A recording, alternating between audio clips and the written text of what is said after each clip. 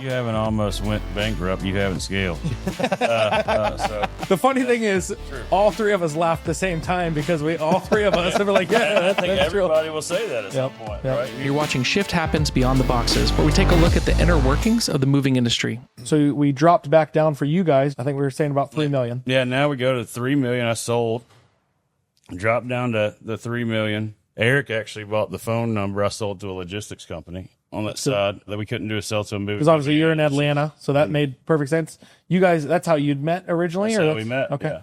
That's how we You started met. calling your competitors? I don't remember, Steve. Did you just cold reach out to me?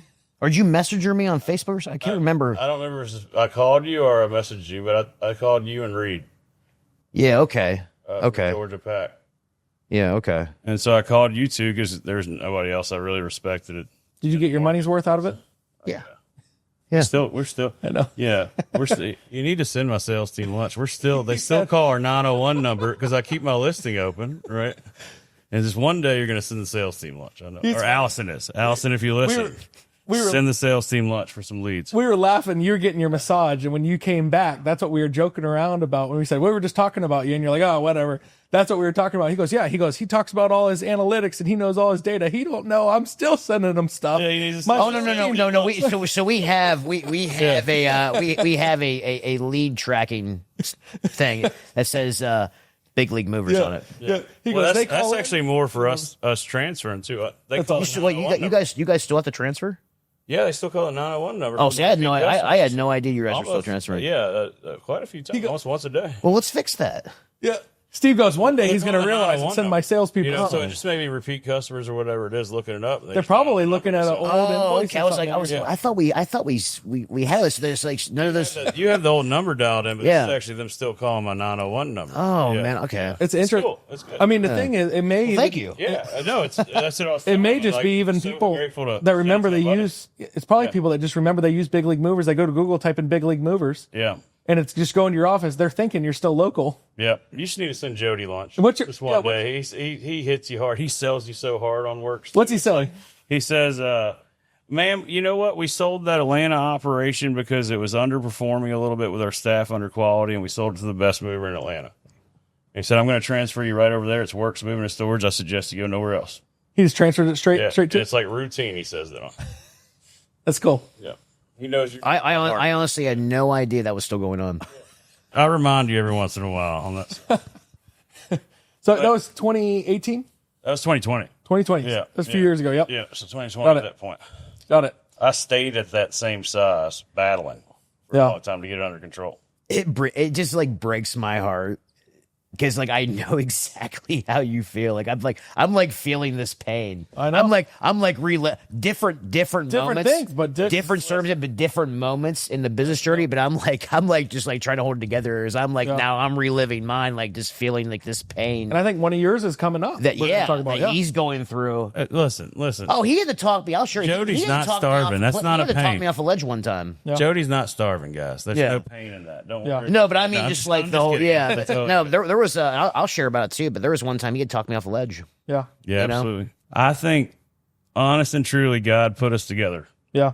at the right time for each It's other. awesome. It really I mean, you is. guys have become great friends and being in the same industry, gone through the same things, but different, right? Yep. I think is huge. Yeah, in a lot of different ways, and learn from each other. You know. Yeah. At that point, Eric had he had a bigger operation on that side, so I was able to learn everything that he was going to go through in the next until now. And so when he hit that right size moment, Yep. I was already prepared for it. Yeah. You know, kind of going through and seeing him having the struggles that he went through. I was asking him a lot of questions, and we were kind of brainstorming the issues that he was having. Yep. And I'm grateful for that because I was able to weather a storm more Sure. with that change and learn from it. So I think we're at 7 million for you now. Yeah. Or then you hit 10. I mean, you Yeah. can So skyrocket. when So what year are you at? 2020 was 5, 2021 was 7, 2022 was 10. COVID. Yeah. That COVID was a well, good ride, too. the combination of that and just everything coming together. And you bought his number in 2020? I would say it was like January. Yeah, right before COVID. It's before COVID. So before COVID. Yeah. So that was a nice And then, bump. and then I had and it's right when I hired Allison too. Because Allison now is your CEO for Works, Yeah. right? What did Yeah. she start off in the company organization? Just called didn't even Didn't even have a position for her. Okay. I recognized something special right away. Yep. And she found me. This is where I talked about like you being a certain way and you as a person have a good reputation. Sure. Fair. She just randomly walked in my door one day because her dad does a lot of IT work. And she wasn't like, I don't know the whole context, but she really was not appreciated. Sure. At her last show, she said, hey, I want to come work for you. I've heard so many things about you. This is the place, you're the type of person I want to work for, and this is the place I want to work for. And I'm just asking her questions because I'm like, I don't have a position. That's what I was wondering. You had no positions. But we made something. So like, I already knew where I wanted to put her. Yep. I already knew the potential. I could see it. I think I saw way more in her. Maybe she saw, but I was like, oh, I have something special here. Yep. Is she younger at this point, or what? Alison's what still young. Okay. Allison's in her early 30s. Okay. And how long ago was this? This is 2020, so Allison might have been 29 5 years ago or so. Yeah, I think she's like 35 now. She might have been 29, 30 then. Yeah, we shouldn't talk about women's age. I stuck her to work side by side with the office manager. Okay. And that didn't take long. That current office manager didn't want to play nice. We parted ways. Team player. And Allison stayed. She probably was threatened. She probably saw it. Yeah. You know it? I mean, Yeah, I'm a visionary mindset. Yep. I can also implement and document very well. I just hate doing it. Yep. I hate doing it, but I can do it. But I am best at visionary, just being a visionary. Yep. And then just casting vision and then moving the pieces and giving direction. That's my wheelhouse. Even though I can do the other stuff too, but that's my true wheelhouse. Yep. And Allison's the complete opposite. Allison is one of the best implementers I've ever seen in my life. So when her and I came together, magic started happening. Yep. I was able to get so much stuff out of my brain. Yep. Beyond what I was capable of doing of one person. It was just, I can't even put it into words. It was just, it was magic that happened, and it's rocket fuel. Yeah, it's just well, and the company it's a big part. To take off. It's her and other people have come along, and the right people come along. Everything, anybody who grows a large organization or even a successful organization and says they do it, but and they're so full of crap. Yep. Yep. You cannot build some of the things we've built without an awesome team. It's impossible. Yep. And at the same time, to give us all credit, like you have to be a good leader. And clearly, I heard the way your staff was speaking of you. Clearly, you're that person, Jason. And wonderful team. Yeah, I appreciate. I mean, I heard you getting compliments all weekend long. Yeah. It's make you feel. Makes me feel good. Yeah. So I'm sure that makes you feel good. And I heard you give compliments to your team the whole weekend long. I mean, so it's a mutual. Our team did a great respect. job. I mean, we're. No, but to get to the part, like we're so I had this perfect storm. This is where we were also. Now, I'll take the blame for this. Maybe a little bit arrogant. The writing was on the wall on what was going to happen in 2023. We figured we could market our way out of it. Yep. You're better than it. At the same time, Because at this time you're around 10 million. we we surpassed 10 million. We were planning for growth, even though everything was going. The housing market was falling 30-40% or whatever. We were planning for growth. Hired all this middle management, trained them, got them onboarded, and then our sales department totally imploded. Yeah. In combination with like, oh, they're really not that great at sales. They're taking orders. Like just perfect storm. Because you're on your way to 20 million. I mean, you're just. We were forecasting for somewhere between I think around 14. Yep. Yeah. We hired. We put everything So in place. that was you implemented to hit 14. Yeah. As long as the sales are coming in, which obviously we talked about today. I mean, that's one of the most important things in a business period. The first thing you need to focus on. And just everything in sales fell apart. And long story short, after quarter one, not exactly, but just a hair shy of $500,000 in the red. Yeah. And we begin to right size. That's right. Yep. Tough. We started letting go of all that management, and it's not their fault. Yep. So we were letting them go with severance. Think a month severance. So it's the right thing to do. This only a couple of years ago, right? This 23 years ago? Yeah. Around 20. Yeah. When all moving companies are struggling. I mean, this is literally right when interest rates are all time high. I mean, people aren't moving. It's a shock. Dried up. Our closing ratio is garbage. We're like in the low 20s.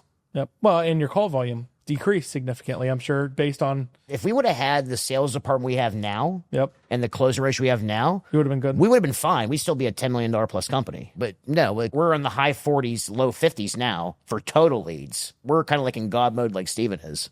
And when it comes to that type of stuff. But no, we're in the low 20s then. A couple of months, I think we were. I love it. Where are you going with the pillows? She forgot when she was getting her massages. Oh, okay. She can't Yeah. You good?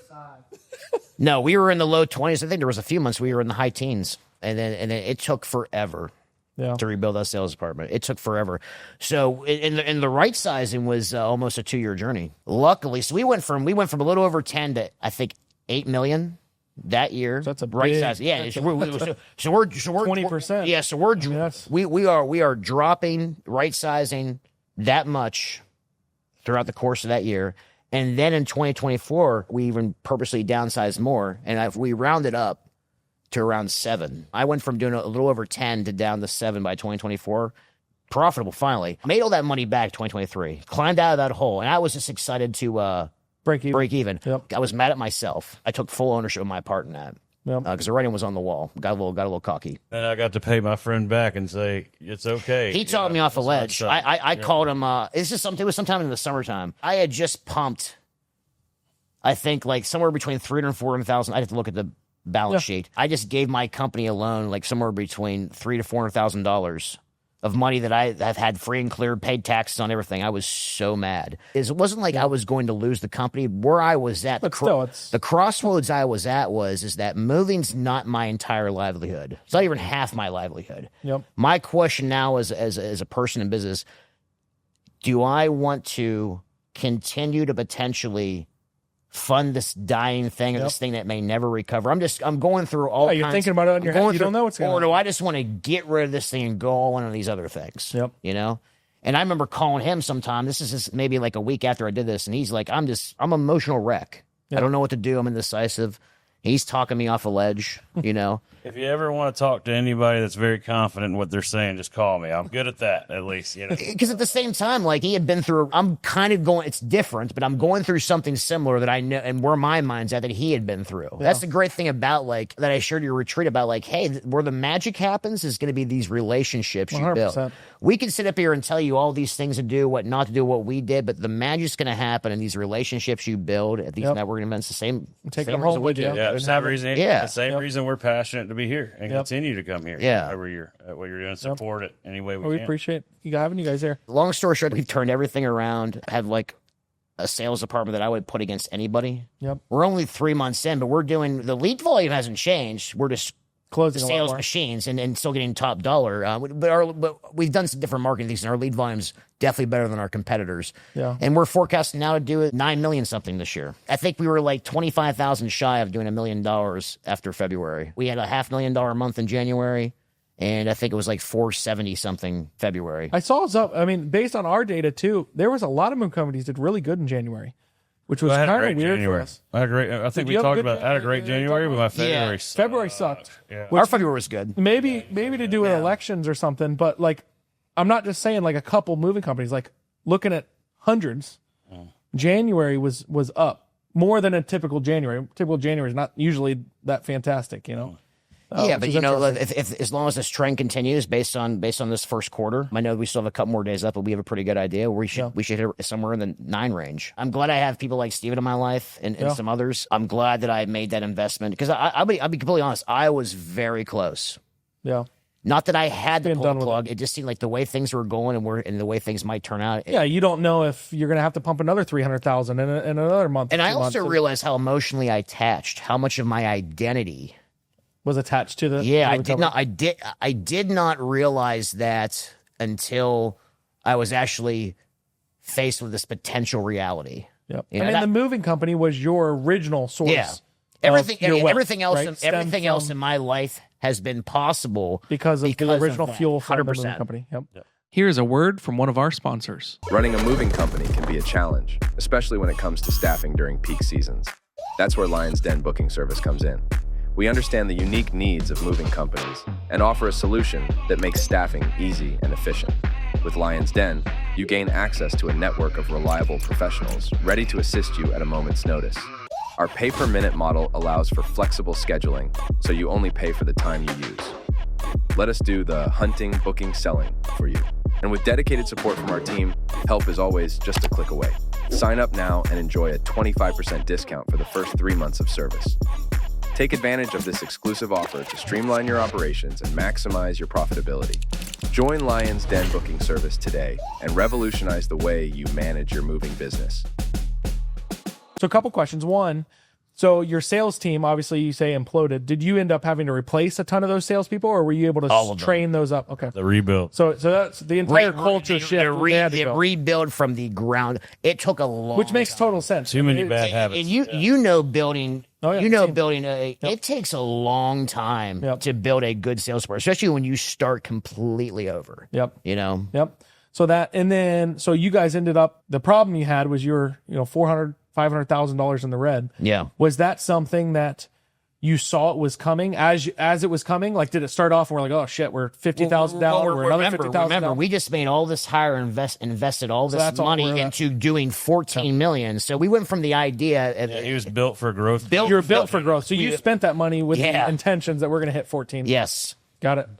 Yeah, it's a scary place to be in. There's an example like, where you're doing enough sales to support a $7-8 million company, but you have the size of a $14 million company, so it's very easily quickly end up $500,000 in the red after quarter one. Very much so. Well, and I mean, People are expensive. Yeah, and you said it today, and it's exactly my thought. These smaller moving companies, it's a lot easier for them to right the ship than a big moving company or any company you're talking about, because the bigger you are, the harder it is to make changes. The harder it is to that reminds me of something too, Jason. When I talk to guys, they're like, yeah, man, I do 25% net profit.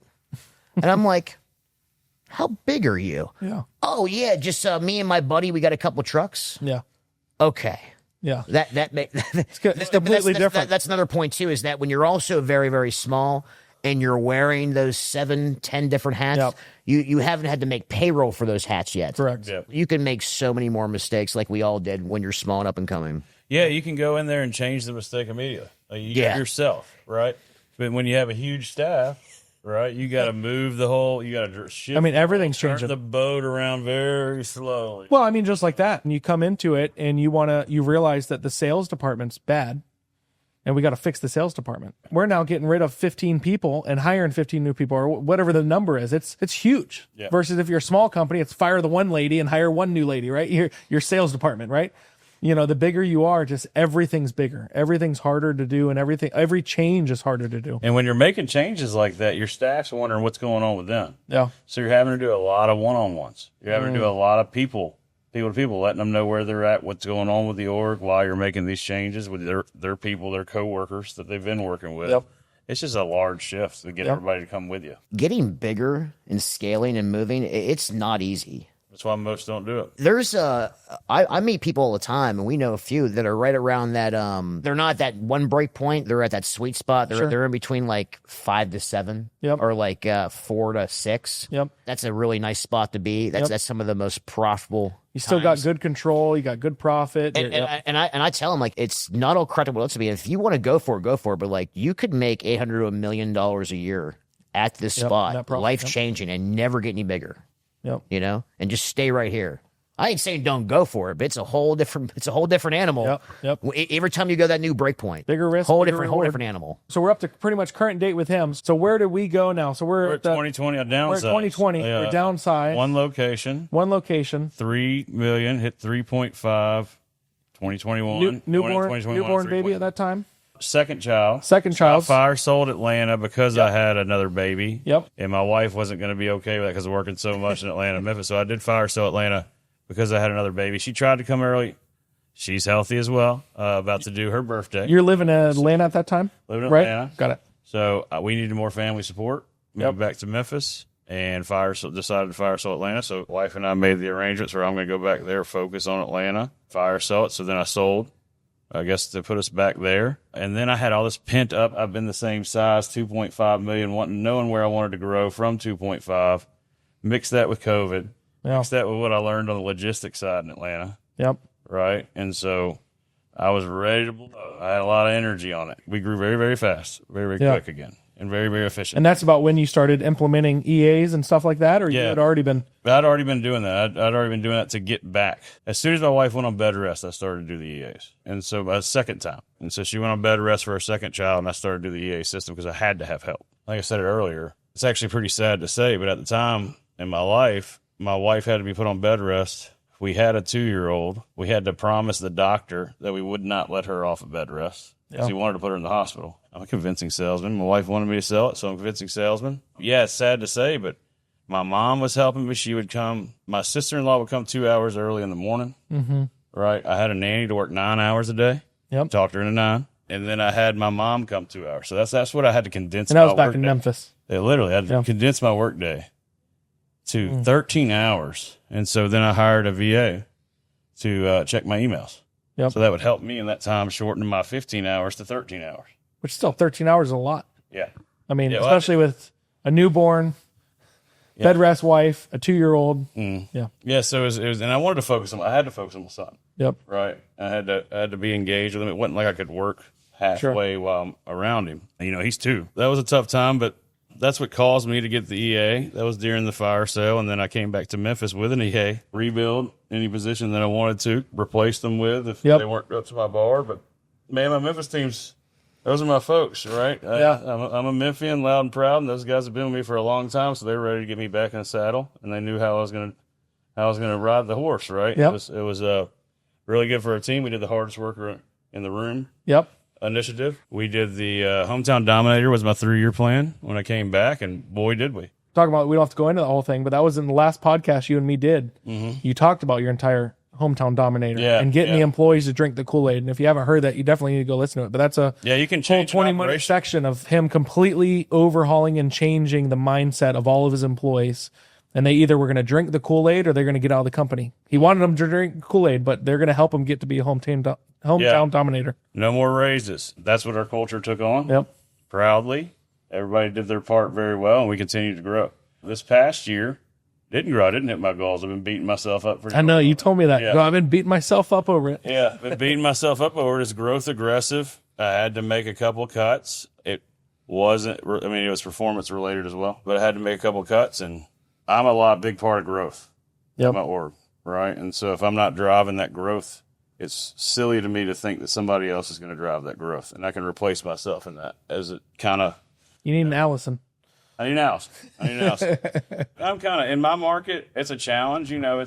We look at under nook and cranny to grow. Yep. And you got to take a lot of initiative to think outside the box to get more business from where we're already at. I don't think Steven's going to find anybody that can do what his goal is in his market. I said this in our Q&A. I don't think people realize what he's done. Yeah.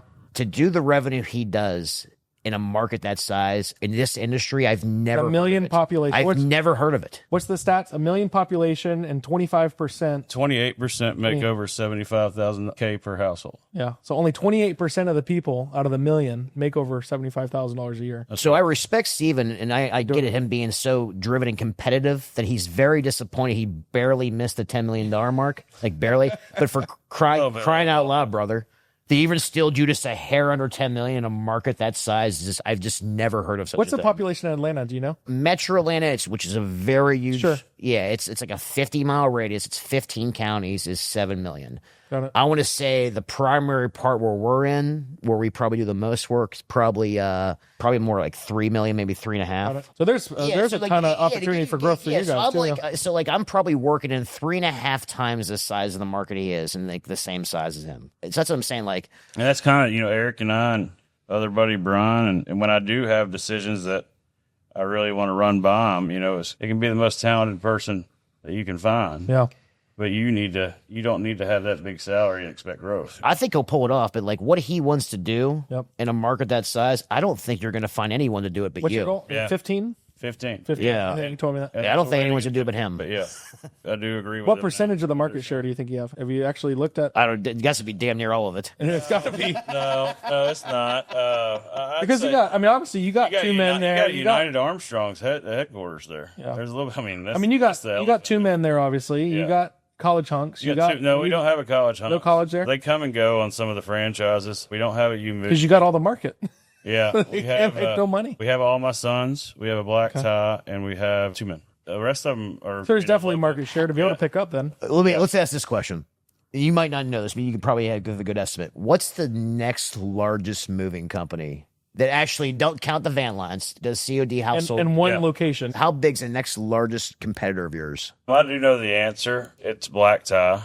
And I just kind of go off their trucks. I don't know their revenue and stuff like that. You would know this too. I think it's 8 trucks last I checked. Yeah, so you know they're not running the Drive by trucks. their lots and see how many trucks. I can see how How many trucks you running now? 22, but we sold 2 off of lease in September, and we got 2 ordered. So 22 going to 24. So they're probably doing, you know, the trucks are running this market. They're probably doing somewhere between $1.5 and $2 million with 8 trucks.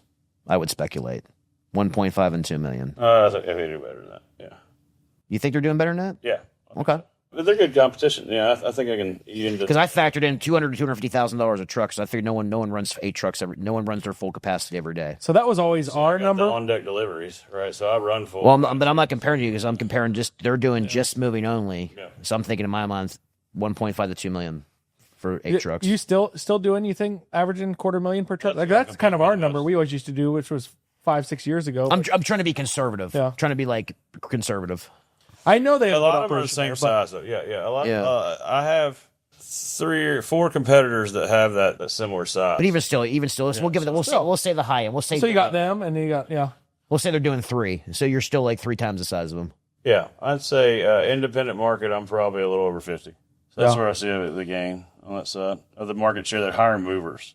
Trucks around town, truck fleet size, I'm 3 times anybody else. Warehouse, there's and you're running trucks all over the country too. Yeah, right. So that's 29% of our revenue. Is it really? Was long distance. It's long distance. And that's obviously that's either coming or going. Correct. Yeah, that changed when I really bought into. Well, one, Memphis. A lot of people are leaving Memphis due to crime or when COVID happens. Yep. Kind of pick wherever you want to live, right, and work from. You know, I attribute a lot to that. The USA Home Listings, our number in long distance went up because I found out. You know, we all have egos about our brand and may think that everybody knows it, right? But no, everybody thought of Mayflower and United and things for long distance. So when I started sending out those postcards, all right, and it's especially with your brand, and it said long distance, and we go a little further out. You know, I'll send long distance marketing to 1 to 3 hours out because there's a lot of rural areas between us and Nashville. And part of it, I think, is going to allow you to continue to grow, and that's any of the independent companies. I mean, with 22 trucks or 20 trucks running around town, people are seeing you every day or every few days. They're seeing your trucks, and your trucks are a lot more beautiful than those white ones with black stick figures on them. That's right. And so people are really, I mean, the reality, but truly, you know, I mean, it's beautiful trucks, and I think that points out to people. So they're constantly, that's on their mind. So then when they're getting postcards for going out of town, long distance, and they didn't even realize that you did it before. Exactly. That makes a big impression. It really does. So recommendation, one, always USA Home Listings, but bigger recommendation on that postcard, make sure, like, we changed our slogan to ride with it. Like, when I found out that was the theme and that's where I wanted to make growth, right, and that's where our city's kind of going. Our theme is Rockin in Memphis, Rollin everywhere. That's cool. So that's what's on the side of my trucks, on my postcards and everything, to let everybody know we go everywhere. Yeah. We're a long distance mover. What percentage of your revenue you think? Do you know the guesstimate? It's kind of always been around the same. We've had some outliers. I want to say it's and this is total guess at the moment. I'm going to say it's like 75-25. Man, we've had some outlier years where we've been heavy long distance, where it's been like 60-40, 55-45. That's a fair bit. Yeah. But I think for the past couple of years, it's been maybe 70-30, 65-35. I want to say so far it's trending a little bit less this year. The only time I ever go over numbers and reports with Allison, like once a month. Yep. So it's interesting just to see kind of around. We do also, I guess. But you're right in line. You're right in line with us. Yeah, it was real similar. Yeah. For on deck deliveries was my delivery side, because I use that brand. We're able to do fleet utilization like no other. Yep. And so, you know, we had 7 trucks for the peak season. So, like, this month we're going to add 7 rentals on top of the 2 that I'm getting. So we're going to run 32 during when we can make the money. Yep. That's good. 31.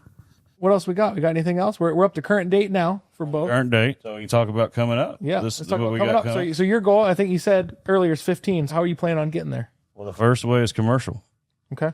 Right. I haven't touched the commercial market at all. Yeah, I've avoided it. It's such a different workflow. I mean, you do. If someone calls you for an office move, you don't turn it down, right? Yeah, we don't turn it down. I mean, you're obviously going to do it, but you're not marketing it. You're not. Yeah, we're not getting them. You're not going and trying to get 100 employee offices and stuff like that. That's not what you're targeting. Shout out to Ed Katz. I bought his program. He invited us to his home in Jackson, Mississippi, where he's moved to. He's from the Atlanta area. That's where his career was. But our team went out there. We're ready to grow on that. I think there's a good amount that I can get from that. Because he's teaching you how to estimate all of it, how to everything, right? The whole school. He was what was his company in Atlanta?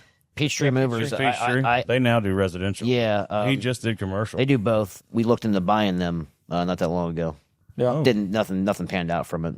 I know the owner there. Nice guy. Brother and sister. Yeah, nice guy. And brother and sister own it now. Took it over from their father. I'm not sure. I think the dad bought it from Ed. I don't know. Ed's just did commercial. I think Yeah. he was a $7 million operation just doing commercial. Just commercial. He's Been around a long time. Well, 80s or something. Yeah, so they still. 80s.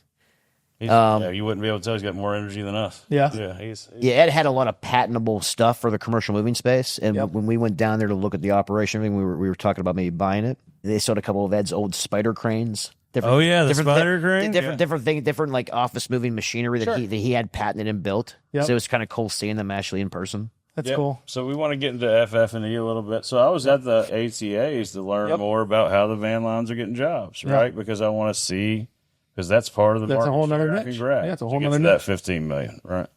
And so we're starting with commercial FF&E, military move for when our trucks aren't rolling. Anything storage, anything I can get my hands on storage, any growth initiative, I'm really going strong with that, right? What's your storage look like now? What kind of facility? What I got 50,000 square foot. you doing? Vaults? Yeah, I got vaults. 2, 3 high? What are you doing? 3 high. So luckily, Memphis is a FedEx headquarters, so a lot of warehouses, a lot of tall ceilings. Yeah, a lot of tall ceilings. Very nice options there, but got a nice mezzanine, two floor office. Overview of the warehouse. Beautiful place. That's Gate. nice. Yeah, I've worked very hard to get there, so proud of it. But Yeah, for sure. gate, no neighbors, Yep. freestanding, and that's always been a problem for me as neighbors lugging our trucks, right? Oh, as far as storage, so we have a 30,000 square foot warehouse, but I'm also on a little over 4 acres. Yep. And so we have a lot of usable ground. So one of the things I did in this journey was Yeah, let's hear this. This is good. yeah, so How we got that lot. most of the outside's paved, but we did a lot more stuff. Paved this big huge pad. So my thing was, well, okay, so I'm at capacity in the warehouse. We go 3 high, and there's little slants in the ceiling in the roof, so we can go 3 high, and probably about 60% of it, the rest is 2 high. Okay. So we're maxed out there. So during COVID and things like that, I started like investing, and I was like, well, I'm going to get maximum dollar of this entire property. So I went on this journey of buying brand new shipping containers, the 8x20s. Yeah. This big giant forklift that can move them. We have 120 shipping containers, brand new ones on property, and this big giant, It's awesome. $80,000 forklift that can move those. Fully loaded. Yep. Yeah, and you stack them 2 high. It's a nice operation. So those are obviously out in the sun. What kind of stuff are you putting in those? Are Oh, you, regular household. regular household. Yeah, No issue with. Yeah, so think about it. They're 100% weatherproof. Weatherproof, of course, Yeah, water. think about this. Companies will put hundreds of thousands of dollars of goods in shipping in containers. those and ship them overseas. Ship them all around the world in some of the harshest environments on Earth. I think someone's stuff will survive in them. Yeah. The Atlanta Sun. Yeah. Yeah. Our facility was built. We did 3 high, and then we could actually fit a couch on top of the top one. Oh, So 3 high. So we put I can't get the couch. Yeah, so we put 2 in, and then you put a couch on top of the third one before you put it in, and then you lift the third one up. A few times, you had to make sure that That's crate was good, but only in, you OSHA could only wasn't do it in around. the middle of the facilities because obviously it's similar to yours. The middle is higher. You claim to be the forklift. I'm pretty good forklift certified. Have you I seen tell you what, those I videos? would probably go against most people on a forklift. I've spent. Now we heard some of those Mover Olympics. stories. We'll bring a forklift out here. The team, they're going more of a down a diversification road. We're not interested in doing commercial moving. We're looking and have already started to go into avenues that are less of a pivot because a lot of people don't know is commercial moving is a completely different animal. It is. I put it off. Do not, you do not try to do commercial moving like you would household goods. Apples and oranges. Different business Yeah. almost. So we've pivoted more like restoration work. We've got people certified in that now, getting some jobs in that. Restoration Careful. work is beautiful. Just make sure long as you're you're working with. Yeah. way ahead of you. I don't think I finished that. I ended up $350,000. Did I say that number? Yep. Yeah, It never got paid to me. Yeah. way ahead of you on that. And then military moving. So military is a little harder to break into, right? We had no problem. No problem. breaking into it. A lot more compliant stuff, or not really? We were already Everything was all good. Yeah, we were already good. That's good. I think we had to do one minor thing. That was simple. You're doing military now, or That's an initiative this year. So Yeah. that's We all run really well oiled machines. You should have no problem getting approved quickly for military. good. yeah, No. Oh. because that's good money too. I mean, that's real good money. Most of the military stuff, and you're doing full packs when you're doing them. I mean, they're just We do a small little bit of corporate relocation. okay. Did you do military? We did not do military. We got a few accounts, but no real focus right now on growing any of that. The team's real heavily focused on it for the diversification side on restoration work. Man, the margins are ridiculous It is. It is. in It's restoration. But hey, as long as you don't go through something like Steven did. Yep. Well, I mean, they're you're going to go through a lot more claims on restoration too. So you build that in. It's claims because you're dealing with customers that are not looking at typically big league movers and the great staff, they're in this insurance world, and they're so inconvenienced by everything, and they're ticked off, and so every little thing's anytime we do restoration work, we would have our best guy out there doing inventory, making sure because exactly that. You're going everywhere. Yep. Right, you're going in neighborhoods that we wouldn't go in. Yep. You got customers that we wouldn't really typically be paying us. Yep. Because the insurance is paying us. Yep. So they're looking for a check in some ways. Oh, yeah. You got to be careful in that. For sure. Our claims is a lot higher on restoration work. Yep. Yeah, and other than that, like getting back to where we left off. Yeah. Back to the basics. And no, as far as like where we were at one point and then go from there, won't be that far from it this year. Yeah. I think a big trend you'll hear in our story is, only a few months takes a couple years to get back. Well, yeah. Right? In both our cases. Yep. For sure. A lot of hard work it takes to get back. So. Yep. Well, and it's almost, you guys hit those revenue points, and it's almost, you don't realize how good it was until it wasn't anymore, in the sense of, when you were doing, a 5 million, you're going, man, I want to keep growing. But then when you went back to 3, it's like, man, I was at 5. Yeah. And the same thing for you. We hit 10, and then now we're back to 8. Like, that's brutal. Yeah, growth mode's very difficult. It's the common story, and it happens all the time. It happens in every business, and especially going through recessions, going through stuff like that. And in the moving industry, we're so tightly tied to not only just regular economics, but the housing market. The housing market does great and does good or bad. And it's always going to do this. Yep. Here's a word from one of our sponsors. Attention, moving company owners. Are you tired of managing your business with spreadsheets and pen and paper methods? Do you want to streamline your operations, increase your bookings, and look more professional to your customers? Then it's time to switch to Move It Pro software. Our cloud-based platform provides everything you need to manage your moving company in one place, from booking and dispatching to payment processing and customer communication. Plus, with features like GPS tracking, real-time notifications, and detailed reporting, you'll be able to optimize your operations and take your business to the next level. So what are you waiting for? Visit www.moveitpro.com to schedule a free demo today and see how we can help you move your business forward. And maybe this wasn't the case for you, Jason, but I find that like so many companies, and this maybe this is a confirmation. It's only who I talk to. It's only the lens I live in. But so many companies are always so heavily operational. Those I'm an ops guy, I love and Steve's an ops guy. There's just nothing more important than a strong sales department and a strong sales process. Yeah. Steven's dealing with some irritations. And that now, but I tell guys, man, there's just nothing there. I mean, operations is so important. But you got to remind them, even the same people, like he's saying, he's heard me. We've been for a few days, so he's heard me have some conversations, some leadership conversations. Just since you've been here? Yeah. Okay. Well, when we were in the hotel the other day, Eric and I are close, so I'll just have a conversation with Blair or my wife or anything. But here's an example, and I won't put your business up, but here's an example of like how little things in a large organization can have a major impact. He's going from like what I call God mode closing ratios to where like a little tiny thing's not being followed and it has a major impact. Yeah, and it's impact. Major impact. It's not always pretty being big. Yep. Like one little thing you miss can cause a domino effect to have a big impact on a very important metric. Oh, yeah. Totally understandable. So the conversation we had at the panel today where Eric was going on the 3-2-1 follow-up and talking about my sales process because before he his heard current one. Yeah, he was on it. Like, it was kind of verbatim saying because that's what we're supposed to be doing. That's what you're saying. Yeah. I don't think we follow the same cadence, but it's pretty aggressive like his.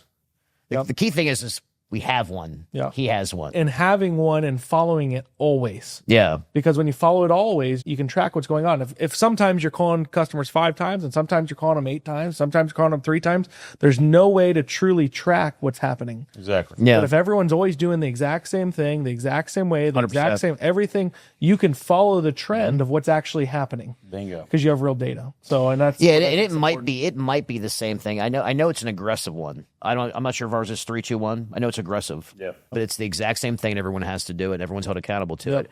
I don't know if this has changed. This is where I live now. I don't know if it's not as aggressive in the busy season. We might have it where it's aggressive all year round.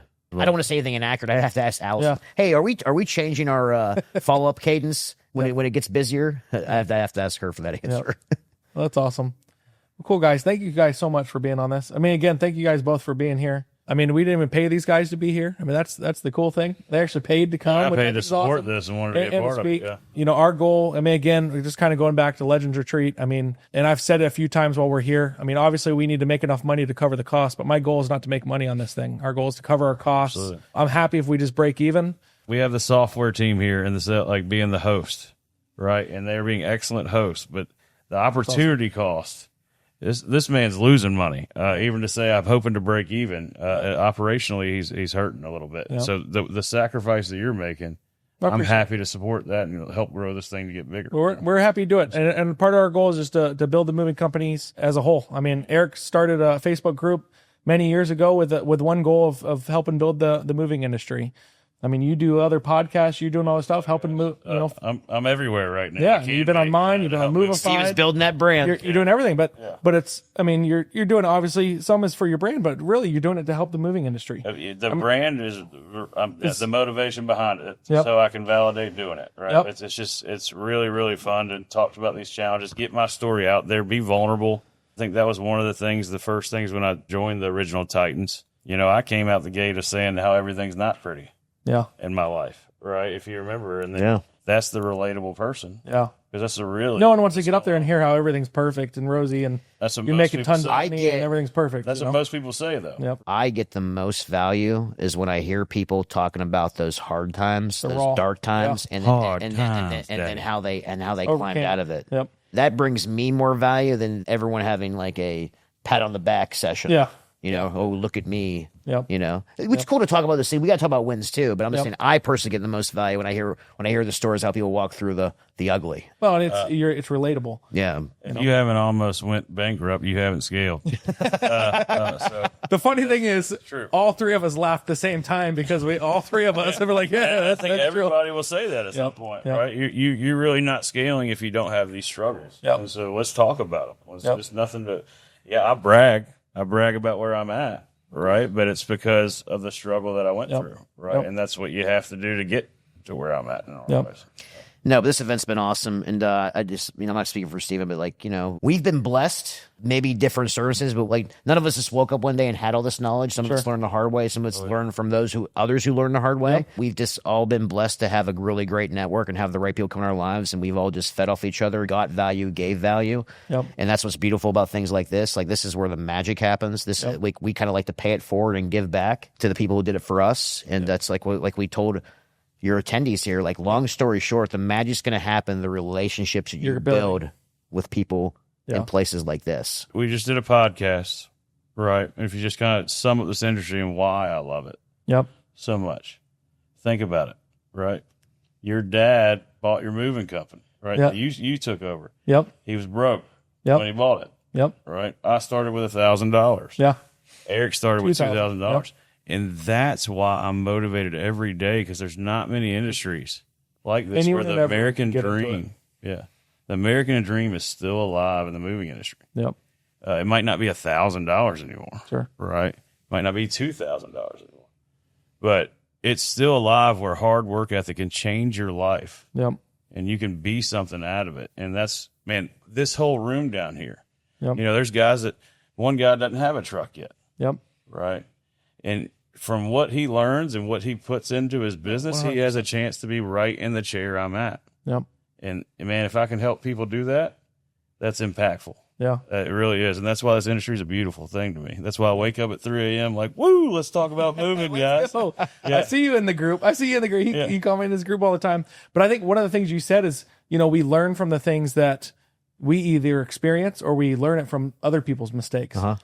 And this is a place like this. Other people learn other from people's other wins people's too. mistakes. 100%. But at this place, you learn from other people's mistakes because you're going to sit here and you're going to talk to him and you're going to say, "Hey, man, I want to open a location in Atlanta," and he's going to be like, or whatever. Without question. Besides COVID as well, a big part of my rapid growth that wasn't completely out of control was because of the speed of implementation that came. A big part of that was from my network. Steven talking about his performance pay. We do performance pay. The whole 5-star review and seeing what was possible came from a gentleman named Cameron Batty, who came to his first mastermind with all of us. And here's this new guy, and he's like this. Was that the first Titan one? You're saying? One of them. Well, the first one he had been to. And I'm going to give a shout out to Cam. him. He's been a behemoth. So one of the here's an example. Like, you can learn from anybody. One of the smallest revenue guys at the Mastermind, but like, he's doing some like God level 5-star review aggregation stuff. Yeah. And we're all just like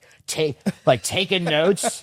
And It should be the other way around, right? No, but one of the most, and then of course, like, we took that and we all ran with our own. It all morphed into something else. But like, that was so. But no, I would say like near 3,000 reviews I have, and the however many 4,000 something. Like, probably none of that would have happened without meeting From him. that connection of meeting with I'll that. even go further for me. The hardest worker in the room in my incentive plan that changed my whole organization and sell it that way would have never derived from him saying that. So I would have never even had that culture. Our culture too, like culture's used for it, but like, there's so many amazing things that came in my organization, his organization, other people's organization, where things branched off, all from that gentleman who's a good friend of ours. And the thing is, coming to a mastermind of ours and sharing that one thing, and so many things morphed and developed because of that one amazing golden nugget that he shared with us. Yep. And that's awesome, because you guys are saying, those reviews. He's one that helped get so many reviews in a sense from his ideas. But those reviews calculate into money. 100%. You're talking millions of dollars probably in additional revenue over all these years that's going to continue to come in. Because when someone's looking at your profile and sees 4,000, 5,000 reviews, how much longer would it have taken you to get there to that point? Without whatever idea, probably never. What this was, Probably never. Yeah, so in our Facebook chat, the OG Titans, and Cam's a part of that. When somebody's saying something good, we'll ask, will you do a webcam? Yeah. Show us. And I remember Cam's a webcam, and the main thing everybody was trying to ask is, when does this stop, and how much is the lead really worth? I was picking his brain the whole time about, hey, Cam, what's your claims percentage since you started doing this review program? Yep. Right? Because if the 5-star culture, how happy are your guys? Yeah, like how since you started doing this 5-star program, I got to figure out how to scale this. Yeah. It is. There was another byproduct of that. Like, the guys being so focused on delivering 5-star service because you've incentivized that. Yeah. There's many more claims reduced. and then like having some of the lowest claim ratios ever staying off their phones. because the primary focus is them getting that bonus money, delivering that 5-star service, and it was just, Cam, thank you. If we've never told you enough, like, that you delivering that one nugget so many years ago has had such an impact on all of us. Send them a bill.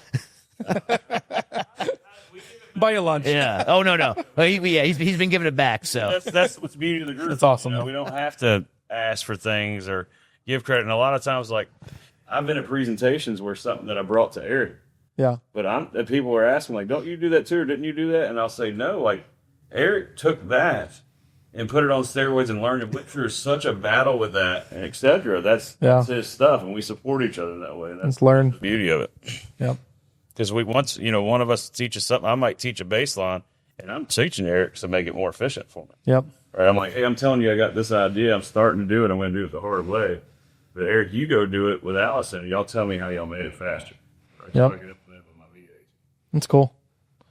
so many amazing ideas have happened with so many different people. We all take these ideas and they eventually morph into like different versions of the idea. And then we all compare notes later. Yeah. You know? Yeah, we should more compete, You know? on how we're doing it. This should be this is probably the better. That's the next word was competition of it. That's awesome, guys. I think that's all I got. Oh, you might. The ADHD. What are you doing? Squeezing it? How long has that been unplugged? 3 minutes? No, 3 minutes. Oh. Did you unscrew it? I didn't realize you were doing it. I'm back. I'm back. In case you don't know, Stephen Reed has severe ADHD. I do as well, so I can talk shit about it. I don't know about Eric, but I might have. I don't know. I have no idea. But again, that all goes on that we're laughing about and stuff like that because I'm open about my weaknesses, right? Yep. And so you guys learn what my strengths are, what my weaknesses are, and you know how to help me, Yep. right? And then you know what to ask me for help Yep. on that side. And I think that's the beauty of being vulnerable. Yep. I think it's awesome. This is why I love doing these events in a house like this.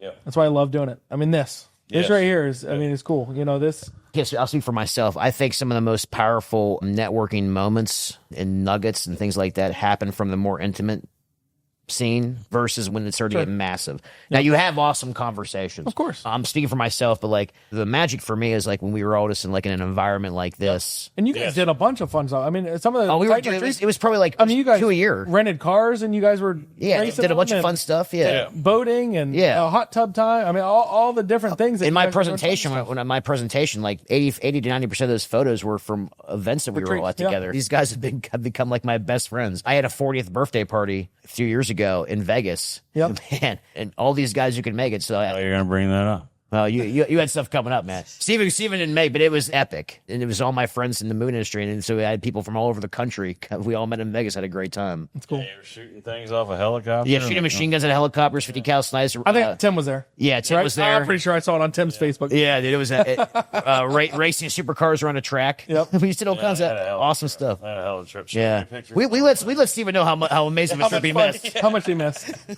Wish you were here. Wish you're here, man. Oh man, that's awesome. We want to add anything else? No, I think we can talk. I mean, we can't. You I don't know how long a keep talking podcast you about- want. And I've talked moving every second of the day. It was And daylight I had when we absolute started. blast. It's now Daylight when we started. And